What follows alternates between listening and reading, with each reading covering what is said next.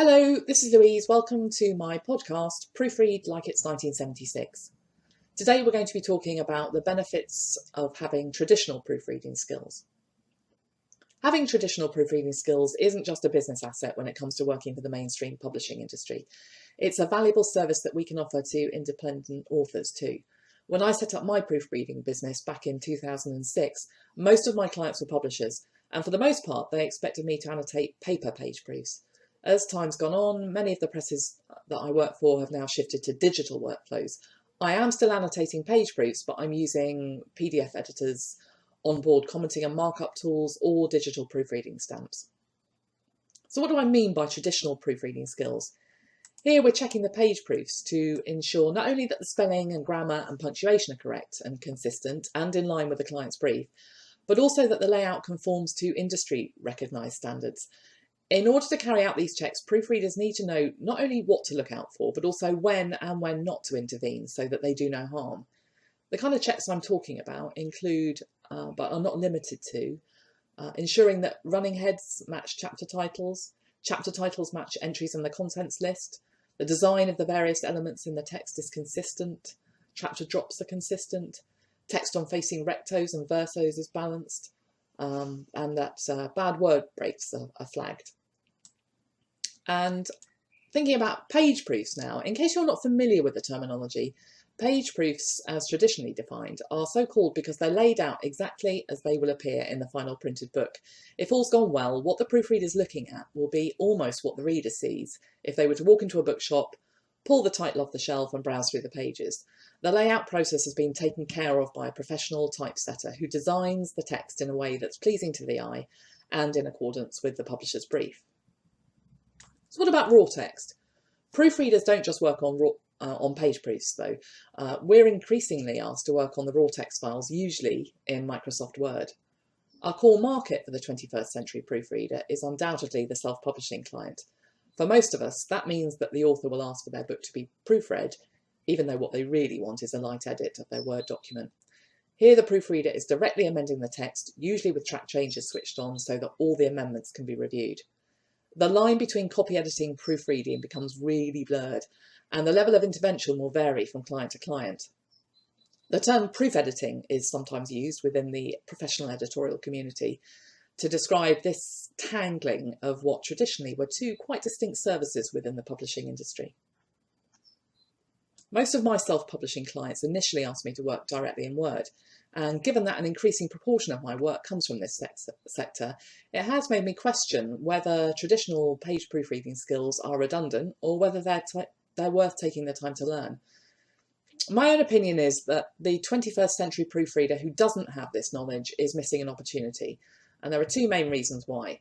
First of all, print isn't dead, and second, the knowledge of traditional production standards is a great selling point. First, let's take a look at the life of print. Self-publishers don't just publish electronically.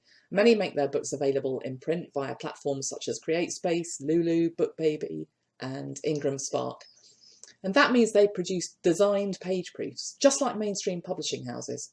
And just like mainstream publishing houses, these independent authors need proofreaders with traditional skills that go well beyond checking spelling, punctuation, grammar, and syntax. Instead, we're talking about carrying out the same layout checks that our proofreading colleagues from 40 years ago undertook. If you're offering traditional proofreading services to independent authors and you aren't familiar with the mainstream publishing industry's conventions in regard to page layout, you won't be able to carry out the aforementioned checks with confidence. And that means you won't be fit for purpose to offer this service to your clients, which means you're missing out on a potential work stream, and none of us wants that.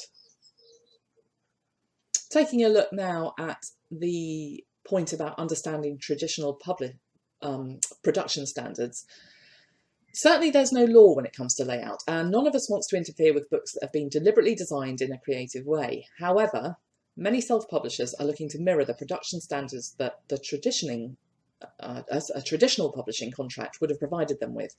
And part of that process involves ensuring that their printed books look just like they belong on the shelf of a high street bookshop. Some listeners will have had in-house publishing experience through which they've learned about layout conventions. Others of you might have acquired this knowledge via formal editorial training.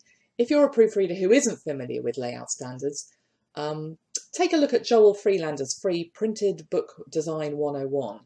It's a very short and useful primer, and it is just a primer, nothing more. The next stage would be to follow up with more detailed guidance provided by an industry recognised style manual.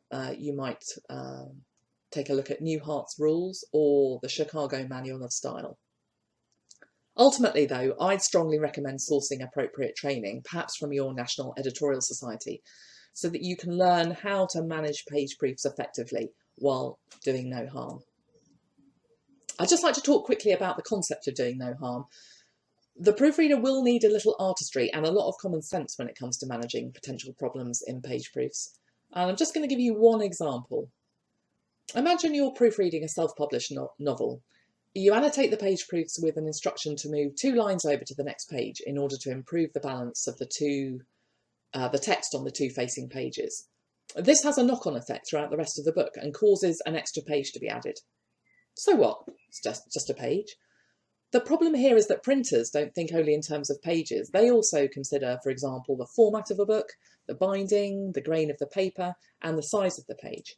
And if they can fit 8 pages onto one sheet for the purposes of printing, it could be that your instruction to add 1 page actually results in the printer having to create 8 pages.